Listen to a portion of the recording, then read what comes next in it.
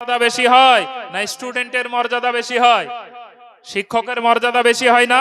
যত বড়ই জ্ঞানী হয়ে যাক না কেন, যত বড়ই পণ্ডিত হয়ে যাক না কেন, তারপরেও শিক্ষকের সম্মান করা, শিক্ষকের তাজিম করা এটা জরুরি হয়ে যায়। তাই আমার আল্লাহ পাক রব্বুল আলামিন তিনি জানেন দুনিয়ার জমিনে যদি কোনো মোল্লার কাছে আমার নবীকে শিক্ষা দেওয়া হতো, যদি কোনো আলেমের কাছে আমার নবীকে শিক্ষা দেওয়া হতো, যদি কোনো কারীর কাছে আমার রাসূল পাক সাল্লাল্লাহু আলাইহি সাল্লাম শিক্ষা অর্জন করতেন, যদি কোনো সেই জামানার যারা আরো আপনার জ্ঞানী ছিলেন তাদের কাছে যদি শিক্ষা অর্জন করতেন, পরবর্তীতে নবীকে বলতো আমার হাতে গড়া স্টুডেন্ট।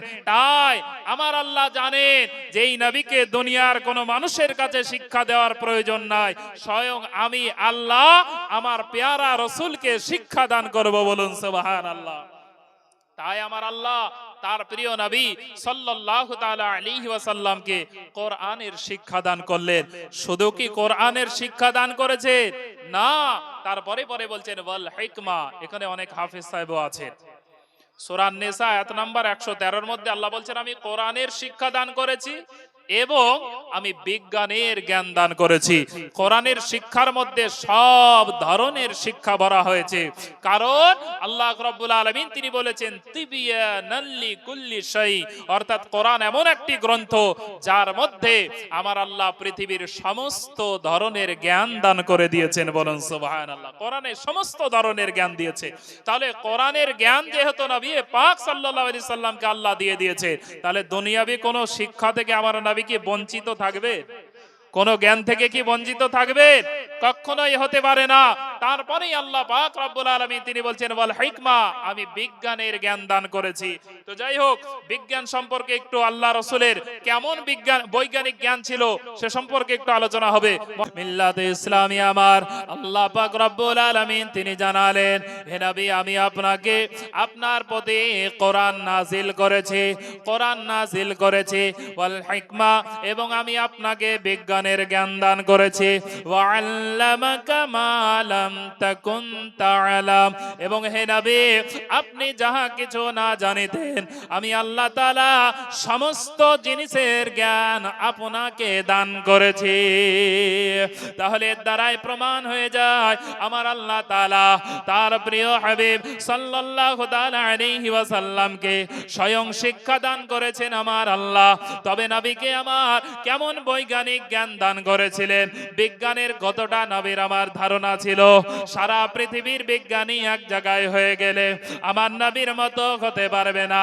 সারা পৃথিবীর গবেষণাকারী যদি এক জায়গায় হয়ে যায় আমার নবীর মতো তারা হতে পারবে না। সারা পৃথিবীর ডাক্তার যদি আমার নবীর কাছে আপনার কাছে এক জায়গায় হয়ে যায় আমার নবীর সমান হতে পারবে না। সারা পৃথিবীর যদি মাস্টার এক জায়গায় হয়ে যায় আমার রাসূলুল্লাহর মতো হতে পারবে না। সারা পৃথিবীর জ্ঞানী বিজ্ঞানীরা এক জায়গায় যদি হয়ে যায় দুনিয়ার কোন মানুষ আমার রাসূলুল্লাহর মতো হতে পারবে না। যত বড়ই বিজ্ঞানী হোক না কেন, যত বড়ই ডাক্তার হোক না কেন, যত বড়ই ব্যারিস্টার হোক না কেন, যত বড়ই মাস্টার হোক না কেন, আমার রাসূলুল্লাহর মতো तमाम জগতের মধ্যে কোন মানুষের মিল হবে না। আমার রাসূলের জ্ঞানের কাছে সারা পৃথিবীর মানুষ তুচ্ছ, তাই না? নবীজির জ্ঞানের কাছে সারা পৃথিবীর মানুষ তুচ্ছ। এই রাসূলকে নিয়ে কেউ যদি বলে আক্ষরিক জ্ঞান ছিল না, আলিফ কোনটা বা কোনটা তা কোনটা চিনে না, আস্তাগফিরুল্লাহ নাউযুবিল্লাহ, তাকে মানা যাবে গো? হ্যাঁ, ইংলিশ পড়া সুন্দর ভাষায় ওয়াজ করা একজন ব্যক্তি বাংলাদেশের, এ বলছে রাসূল আমার নাকি আলিফ কোনটা বা কোনটা এগুলো চিনতেন না, লিখতেও জানতেন না, পড়তেও জানতেন না। আস্তাগফিরুল্লাহ। আচ্ছা, রাসূল আমার যদি লেখাপড়া না জানে তাহলে আর কে জানবে গো লেখাপড়া, তাই না? বলবেন আমরা মুখের কথা শুনি না। তাহলে কোরআনের দ্বারাই প্রমাণ হলো নবী আমার পড়া জানতেন, আল্লাহ শিখিয়েছে, সব ধরনের জ্ঞান দিয়েছেন। এটা বুঝতে পারলেন কিনা? এবার লিখার প্রমাণ যদি নিতে চান উঠিয়ে দেখুন বুখারী শরীফ 2699 নম্বর হাদিস। এই বুখারী শরীফের 2699 নম্বর হাদিসে আপনি পেয়ে যাবেন রাসূল পাক সাল্লাল্লাহু তাআলা আলাইহি ওয়াসাল্লাম যখন মদিনায় চলে গিয়েছিলেন হিজরত করে, তারপরে মক্কায় আসবেন হজ করার জন্য। তো হজ করতে যখন আসবে কাফের আল্লাহর হাবিবকে বাধা দিয়ে দিল। তারা বলল আপনাকে মক্কায় ঢুকতে দেওয়া হবে না। তো নবী আমার বললেন যে শর্ত দিবে, যেটা বলবে আমি সেটাই মেনে নেব। তো তারা বলল যে ঠিক আছে, শর্ত আমি দিব। কিছু শর্ত পেশ করলো, ওগুলো লেখা হলো।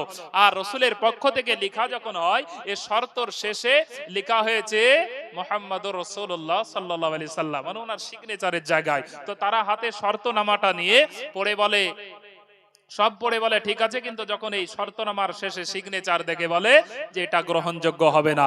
কারণ রাসূলুল্লাহ মানে আল্লাহর রাসূল, আর আমরা তোমাকে তো রাসূল বলে মানিই না। বলুন নাউযুবিল্লাহ। মক্কার কুরাইশের নেতারা বলল আমরা জানি তুমি আপনার কিনা, তুমি হচ্ছে আব্দুল্লাহর পুত্র, এটাই আমরা জানি, কিন্তু এই যে রাসূল শব্দ লিখেছো, নবী শব্দ লিখেছো, এটা কাটতে হবে, মুছতে হবে। নবী আমার হযরত আলী মুর্তজা শেরে খোদাকে ডাক দিলেন, বললেন আলী তুমি এক কাজ করো, আমার নামটা মুছে দাও, আমার সিগনেচারটা মুছে দাও। হযরত আলী মুর্তজা শেরে খোদা হায়দারে কাররার মুশকিল কুশা রাদিয়াল্লাহু তাআলা আনহু, আযান কোথায়? হযরত আলী মুর্তজা শেরে খোদা রাদিয়াল্লাহু তাআলা আনহু তিনি বললেন, খোদার কসম ইয়া রাসূলুল্লাহ ইয়া হাবিবাল্লাহ, আমি আপনার নাম আমার জীবন চলে যাক তারপরেও আপনার পবিত্র নামটা আমি মুছতে পারবো না। বলুন সুবহানাল্লাহ। উঠিয়ে দেখবেন বুখারী শরীফ। মুহাম্মদ সাল্লাল্লাহু তাআলা আলাইহি ওয়াসাল্লাম মিল্লাতে ইসলামী। আমার বলতেছিলাম হযরত আলী মুর্তজা শেরে খোদা হায়দারে কাররার মুশকিল কুশা রাদিয়াল্লাহু তাআলা আনহু তিনি কি বললেন, আমি আমার জান চলে যায় তবু স্বীকার, ইয়া রাসূলুল্লাহ আপনার পবিত্র নামটা মুছতে পারবো না। নবী আমার বললেন যে হে আলী, তবে তুমি যদি না মোছো, তোমার ওই চিঠিটা আমাকে দিয়ে দাও। রাসূল পাক সাল্লাল্লাহু তাআলা আলাইহি ওয়াসাল্লাম নেবার পরে ফাকাতাবা রাসূলুল্লাহ সাল্লাল্লাহু তাআলা আলাইহি ওয়াসাল্লাম, আমার আপনার নবীজি ওই চিঠিটা নেওয়ার পরে আল্লাহর হাবিব চিঠিটা আপনার কিনা লিখলেন, নিজের নামটা কমপ্লিট করলেন, সিগনেচার কমপ্লিট করলেন, তারপরে মক্কার কুরাইশের নেতাদেরকে দিয়ে দিলেন।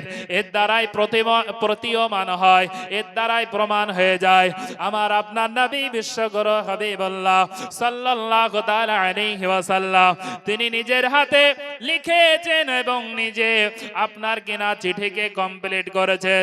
তাহলে যারা বলে আমার আপনার নবীজি লিখেননি, তাদের কথা মিথ্যা। এটা আল্লাহর হাবিবের শানকে ছুপিয়ে রাখার জন্য তারা মিথ্যা বলেছে, তাই না? বুখারী শরীফে যার প্রমাণ আমার নবীজি লিখেছে, আর তারা বলে যে লিখাও জানে না, পড়াও জানে না। অনেক শিক্ষিত ইয়ং জেনারেশন ছেলে আছে, আপনারা একবার লক্ষ্য রাখবেন, বলে দিবে আর আপনি শুনে নেবে, এমনটা নয়। যা বলবে অন্ধর মতো বিশ্বাস নয়। বর্তমান জামানায় প্রত্যেকটা রেফারেন্স দলিল আছে, রেফারেন্স দলিল ছাড়া মানা যাবে না। আমার আপনার নবীর আমরা যেটা মহব্বতে যে সমস্ত কাজগুলো করি, সব জিনিসে আজকে বর্তমান শিরক ও বিদআতের ফতোয়া পড়ে যায়। যেটাই করবে, এই শবে মেরাজ আসছে, আপনি শবে মেরাজে রোজা রাখবেন, নফল নামাজ পড়বেন, বলবে এটা করা বিদআত। আপনি শবে বারাত আসবে, আপনি নফল রোজা করবেন, আপনি সেই দিনে ইবাদত করবেন, জিকির ও আজকার করবেন, তারা ফতোয়া দিয়ে দেবে যে শবে বারাতে রোজা রাখা বা রাত্রি জাগার চাইতে পতিতালয়ে রাত্রি কাটানো বলে বেশি ভালো। আস্তাগফিরুল্লাহ, নাউযুবিল্লাহ। বাংলাদেশের একজন বক্তা বলেছে। তো যাই হোক, আমি বিভ্রান্তির দিকে যাব না। যদি কোনো বিষয়ে আপনাদের প্রশ্ন জানার থাকে, হুজুরদের কাছে আপনি আলোচনা আপনারা লিখনির মাধ্যমে করতে পারেন। যদি প্রশ্ন থাকে লিখনির মাধ্যমে, ডাইরেক্ট উঠে নয়, আদব রেখে লিখনির মাধ্যমে প্রশ্ন জমা করবেন, হুজুররা দেখে আপনাদের প্রশ্নের উত্তর দিয়ে দেবেন। যাই হোক, আমি যে আয়াতে মুবারাকা তেলাওয়াত করেছি, আল্লাহ পাক রব্বুল আলামিন তিনি কি বললেন যে হে নবী, আপনাকে আমি কিতাব আপনার প্রতি নাজিল করেছি। তাহলে কিতাবের জ্ঞান আল্লাহ কে দিয়েছেন? আল্লাহ দিয়েছেন। লিখনির ব্যাপারে ডাইরেক্ট বুখারী শরীফ থেকে পেলাম। তারপরে আল্লাহ পাক রব্বুল আলামিন তিনি জানাচ্ছেন ওয়াল হিকমা, এবং আমি আপনাকে বিজ্ঞানেরও জ্ঞান দান করেছি। বলেন সুবহানাল্লাহ। কয়েকটি আপনাকে প্রমাণ দিই। আমার নবী আপনার নবী রাসূল পাক সাল্লাল্লাহু আলাইহি সাল্লাম তিনি বলেন, যদি কোনো বাড়ির খাবারের যে কোনো পাত্রেতে যদি কুকুরে চেটে দেয়, দেখুন নবী আমার তেনার মধ্যে বিজ্ঞানিক জ্ঞান আছে কিনা, বৈজ্ঞানিক তেনার মধ্যে জ্ঞান আছে কিনা, তার কয়েকটা প্রমাণ আমি দেব। এক নাম্বার নবী আমার বললেন, যদি তোমাদের কারো পাত্রে কুকুরে চেটে দেয় তবে সেই পাত্রটাকে 7 বার ধৌত করা লাগবে। কবার? 7 বার ধৌত করা। তো পানি দিয়ে যদি আপনি 7 বার ধুয়ে নেন, 7 বার পানি দিয়ে ধোয়ার পরেও হাত দিয়ে দল্লালেও তার ব্যাকটেরিয়া বা জীবাণুটা যাবে না, ব্যাকটেরিয়া বা জীবাণুটা যাবে না। বর্তমান জামানায় সাবান, তারপরে আপনার সার্ফ ইত্যাদি বিভিন্ন ধরনের কেমিক্যাল বেরিয়ে গেছে যার মাধ্যমে আমরা মাজা ঘষা করি। তবে সেই জামানায়, রসুলের জামানায় এই সমস্ত জিনিস ছিল না। নবী আমার বললেন 7 বার ধৌত করতে গিয়ে তোমরা 1 বার মাটি দিয়ে ধৌত করবে। যদি 1 বার মাটি দিয়ে ধৌত করো তাহলে কুকুরের লালার মধ্যে যে জীবাণু বা ব্যাকটেরিয়াটা আছে, তোমরা যখনই 1 বার মাটি দিয়ে ধৌত করবে সঙ্গে সঙ্গে তার জীবাণু ব্যাকটেরিয়া দূর হয়ে যাবে। বলুন সুবহানাল্লাহ। আচ্ছা, আমার নবীর কাছে কি কোনো যন্ত্র ছিল, মেশিন ছিল? কিসের মাধ্যমে তিনি পরীক্ষা করে বললেন যে কুকুরের লালার মধ্যে জীবাণু আছে? আমার আল্লাহ পাক রব্বুল আলামিন তার প্রিয় হাবিবকে এমন জ্ঞান দান করেছে যে জ্ঞানের মাধ্যমে বুঝে নিলেন যে কুকুরের লালার মধ্যে জীবাণু বা ব্যাকটেরিয়া আছে, যেটা ধৌত করে মোছানোর আপনার দূর করার জন্য মাটির প্রয়োজন আছে। বলুন সুবহানাল্লাহ। মজার বিষয় হলো, যদি কুকুরের নিজের শরীরের কোনো ক্ষত জায়গায় তার জিভ দিয়ে চাটতে থাকে তাহলে তার খাম জায়গাটায় তার লালা থেকে আপনার সেই ঘাটা বাড়ার ভয় থাকবে না, বরং তার যে জীবের মধ্যে লালা আছে এই তার লালাতে তারই শরীরের ক্ষত জায়গা ভালো হবার মতো আমার আল্লাহ মেডিসিন দিয়ে রেখেছেন। বলুন সুবহানাল্লাহ। কিন্তু আমার আপনার শরীর কোনো জায়গায় খাম করে দিলে সে জায়গায় যদি কুকুরে চেটে দেয় সেই জায়গাটা ইনফেকশন হয়ে যাওয়ার সম্ভাবনা আছে। কিন্তু কুকুরকে নিজেকে বাঁচানোর জন্য আল্লাহ তার মধ্যে, তারই লালার মধ্যে নিজের শরীরের জন্য জীবাণু দূর করার মতো আমার আল্লাহ তার মধ্যে শিফা দিয়েছেন। 1 নাম্বার শুনলে। দ্বিতীয় নাম্বার, রাসূলে পাক সাল্লাল্লাহু তাআলা আলাইহি ওয়াসাল্লাম তিনি বললেন, যদি তোমরা পানি পান করো তবে পানি পান করার সময় তোমরা পানি পান করার সময় দাঁড়িয়ে পানি পান করবে না। পানি পান করার 6টা সুন্নাত আছে। যদি কেউ দাঁড়িয়ে পানি পান করে সেটা গুনাহের কাজ হবে। দ্বিতীয়ত, এই দাঁড়িয়ে পান করা রাসূলে পাক নিষিদ্ধ করেছেন।